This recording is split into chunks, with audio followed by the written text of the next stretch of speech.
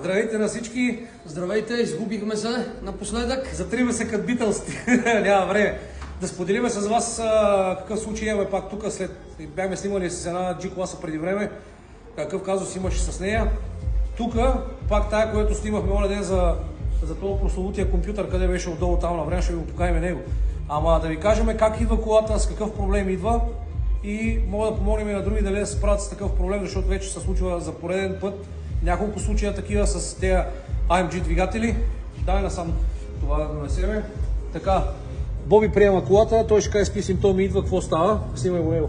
Значи колата е AMG C63, оригинално не е от тия, къде са CLS и цетки, където са по 500, но ги водят AMG. Кода на двигателя е OM 177. 980. Така, колата идва от друг гараж, които са автокъща. Хората често по-ефтино да им правят вериги, друг тип двигатели, но като се закучат, идват само тук. Тук са вече в спешния център. Колата идва със следния случай. Върти двигателя, но трудно може да запалва. Дала грешка, че има изместване в центровката на смукателния и изпускателния вал. След като е била направена с Timing Tools, който е оригинален, покажи го само да го видят. Timing Tools закопчава валовете, закопчава коляновия вал, зъбните колела, абсолютно всичко както трябва да е. Но пак продължава колата, след като са сменени вериги, след като са сменени всичко както трябва с нови части, продължава да дава тези грешки. Какво се прави в този случай? В случая имаме вече такива валове. В случая вече имаме същия проблем. Монтира се всичко както е стандартно, както го е произвел Мерцедес. Слагаш валове или нови вериги или зацепва се с Timing Tools, всичко се нарежда, всичко както трябва, но продължава да дава грешки. Къде е вече уловката? Уловката идва от ето и къде са гривните. Хората докарват 4 вала от друга кола, която е на 20 000 мили. Те са същите стандарти за този двигател. И пак продължава с монтирани други валове, сменихме ги, колата продължава да дава грешка в центровката. Сензорите на разпределителните валове четат точно по тези гривни. За тези гривни доста от колите, примерно AMG двигателите, идват с едни примерно предишния двигател М157 пластинки, които се настройват.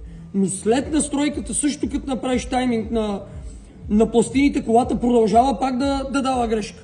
Вижда съвет в случая, не знам, защото имаше един колега, беше писал тогава, когато имахме проблема с AMG-то, беше писал един колега, да, и аз съм случил превъртели сега. Какъв е случая, защо превъртат? Айде, ясно е, това са мощни коли, да речеме, карат се, да се казва постоянно на педал и такова, но въпреки всичко е смекнато от инженери. То няма натоварване, то просто няма натоварване, тази ламарина и няма логика тази ламарина да мърда, а тя също си измърдва.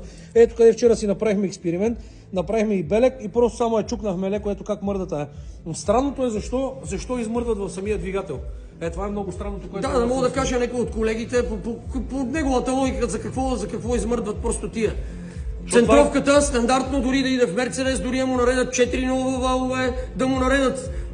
Ние имаме също центри на диагностика, оригинални диаграми, оригинални от Autodata, всичко може да се направи, който е правил такъв двигател, всичко стандартно, въпреки това нещо, колата продължава да дава грешки.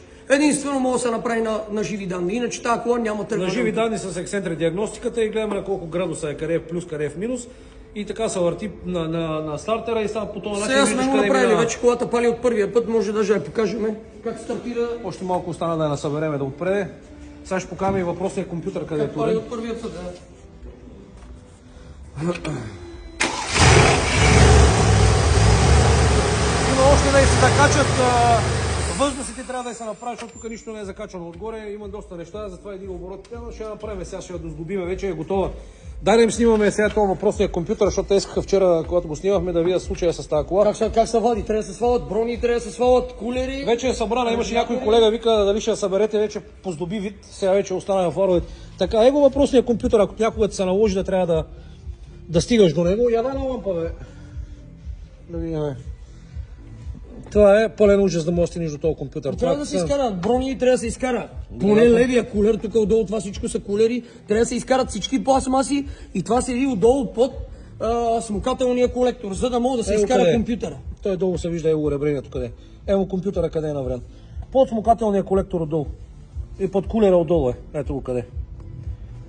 В случая тази кола сега, ако дойде и вече е правим нещо по файла, нали знам, че трябва да се прочете през бенч. Да. Прочетеш ли го през бенч, честито трябва да се сваля компютър. Сваляш ли компютър, трябва там на трябва да място се нищо надяваме да направиш. може да четем през булт.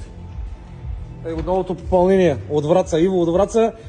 Той не вярваше с тази сага, с тия пластини. На доста хора е струва странно, обаче его че става. На живи данни нещата се получиха. Който има проблеми.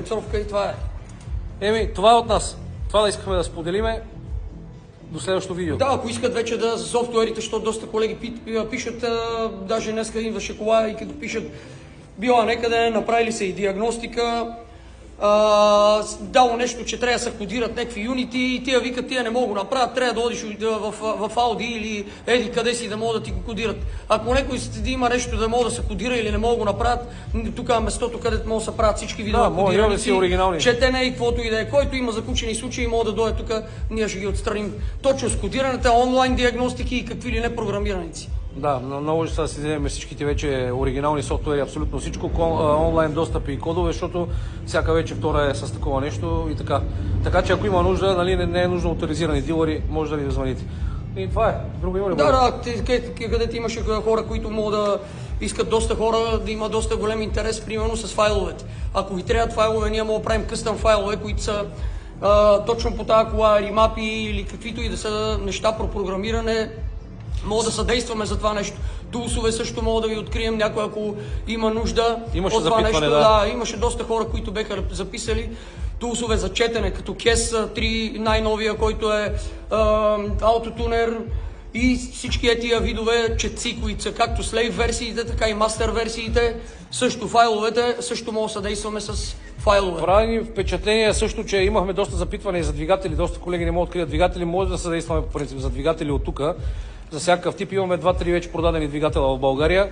Колеги доста ни се обаждаха, също сме помагали, така че ако имате нужда от двигатели, обаждайте се също и с двигатели може да се действа. Двигателите идват с гаранция, всичко е по гаранция, транспорт, всичко си е както трябва. Регистрацията в България също няма да има никакъв проблем, би издала се официален документ, фактура, инвойса тук, който му викаме, с серийния номер на двигателя, с всичко, без да има никакъв проблем при регистрацията после. Това общо взето. Ако има нещо някой и му трябва повече информация, свързвайте се най-добре на телефоните. Тъй да, защото на страницата не успяваме винаги. Стотици хора и не мога да смогнем да успяваме на време винаги да отговаряме, да. Това е. За сега толкова от нас. Довиждане от нас, до следващия път. Чао.